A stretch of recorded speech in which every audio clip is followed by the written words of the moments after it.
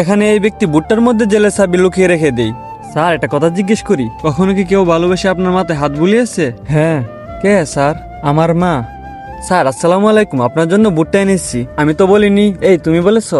না না স্যার, আমি ভালোবেসে এনেছি। আপনারা 24 ঘন্টা দেশে সেবা করেন বলে আমরা নিরাপদে থাকি। এই নেন, এটা আপনার জন্য লবণ আর গোলমরিচ মাখিয়ে এনেছি। আরে এটা তো আমার বন্ধু, তো তুই এত খুশি কেন? হয়তো আমাদের বের করার জন্য নতুন কোনো প্ল্যান করে এসেছে।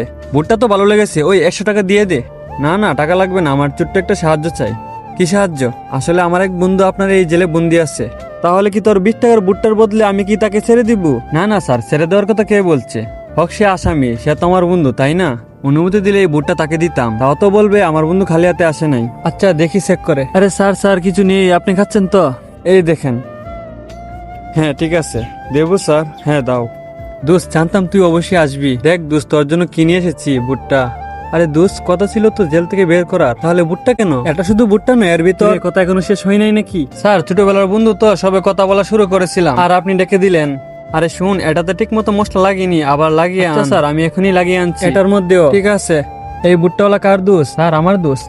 অনেক ভালো তো তোর দোস্ত, জেলের মধ্যে ভুট্টা দিতে এসেছে। জি জি, সে আমার সবচেয়ে কাছের দোস্ত। দূর, ভুট্টার ভিতর চাবির কথা বলাই হয়নি। বন্ধু যদি না জানতে পেরে ভুট্টা খেয়ে খুশা ফেলে দেই, তবে তো চাবিটা দেখতেই পাবে না। এত কষ্ট করে জেলের ডুপ্লিকেট চাবিটা বানালাম। অফিসার সাহেব, এটা তো অনেক বেশি জাল মশলা। তাহলে তো বলো, আমারটা পাঞ্চে ছিল, তোর জালটা আমাকে দে, আমারটা আসলে তুই নিয়ে নিস। ঠিক আছে স্যার, নেন। বন্ধুরা, আমি কোনো কসম দিব না। তুমি যদি ইসলামকে ভালোবাসো এবং ইসলামিক ভিডিও দেখতে ভালোবাসো, তাহলে অবশ্যই ভিডিওতে একটি লাইক এবং চ্যানেলটি সাবস্ক্রাইব করে রাখতে পারো। ঠিক আছে স্যার, নেন। এই নেন স্যার, মশলা দিয়ে এনেছি। আরে এই ভুট্টা আপনার কাছে, তুই কেন দিয়েছিস স্যারকে? আমি নিয়েছি, এটা অনেক সুস্বাদু, হাতেরটা ওকে দিয়ে দে। আরে বোকা, তুই ভুট্টাটা দিলি কিনা? এটার ভিতর তো চাবি। চাবি? হ্যাঁ চাবি এটার ভিতর। নেক্সট পার্ট দেখতে চাইলে লাইক সাবস্ক্রাইব করে কমেন্টে পার্ট 2 লিখে যাও।